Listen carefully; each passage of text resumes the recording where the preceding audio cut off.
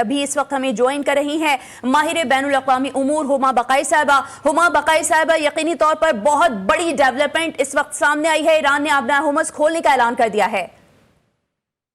جی آپ بجا کہہ رہی ہیں، لیکن یہ کوئی ڈائریکٹ ریمیفیکیشن ہے اس ڈپلومیسی کی جو آپ 2 روز سے دیکھ رہے تھے، بالخصوص پاکستان کی طرف سے، جہاں تہران میں ایک ہائی پروفائل ڈیلیگیشن موجود تھا، فیلڈ مارشل صاحب خود تشریف لے گئے تھے، اسی طرح ترکیہ میں، جدہ میں، قطر میں۔ تو یہ جو ڈفرینسز تھے ایران اور یو ایس اے کے بیچ میں، ان کو آئرن آؤٹ کرنے کی کوشش کی گئی تھی۔ کل آپ نے یہ خود سنا کہ جی سیز فائر ہوا لیبنان میں، اور آج ہرمز کی خبر آئی ہے۔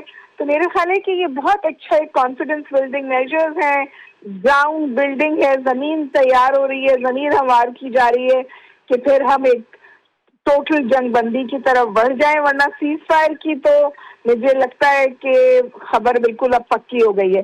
اگر جنگ بندی نہیں بھی ہوئی تو سیز فائر ایکسٹینڈ ہو جائے گا۔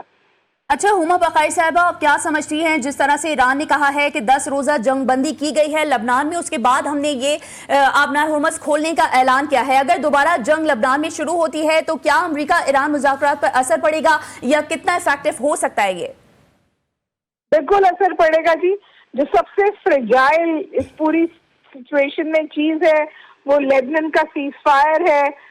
بہت مشکل سے امریکہ نے دباؤ ڈال کر نتنیاہو، پرائم منسٹر نتنیاہو پہ انتہائی دباؤ ڈال کر اس کو کیا ہے، اور وہ بھی جیسے ہی وہ واپس انہوں نے اپنی ڈومیسٹک آڈینس سے بات کی، ان کی ٹون بدل گئی تھی، کیونکہ اگر آپ دیکھیں اس پوری جنگ کا فائدہ اسرائیل کو ہو رہا تھا، اور جو ٹیبلز ٹرن ہوئی ہیں وہ اسرائیل کے لیے ہوئی ہیں، کیونکہ جو کچھ وہ اچیو کرنا چاہتا تھا وہ تو کجا، اس سے بھی سمجھیے بیک ٹریک ہوا ہے۔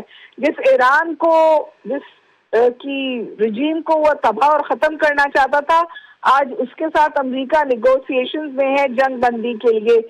یہ 360 ڈگری ٹرن اراؤنڈ ہے ویسٹ ایشیا کی پالیٹکس میں، جس کے اثرات آگے بھی دیکھے جائیں گے۔ تو میں سمجھتی ہوں سب سے زیادہ جو امپورٹنٹ بات ہے وہ یہ کہ ایران بھی اپنے وعدے پہ قائم رہے، بٹ مور امپورٹنٹلی اسرائیل کو امریکہ ریسٹرین کر سکے۔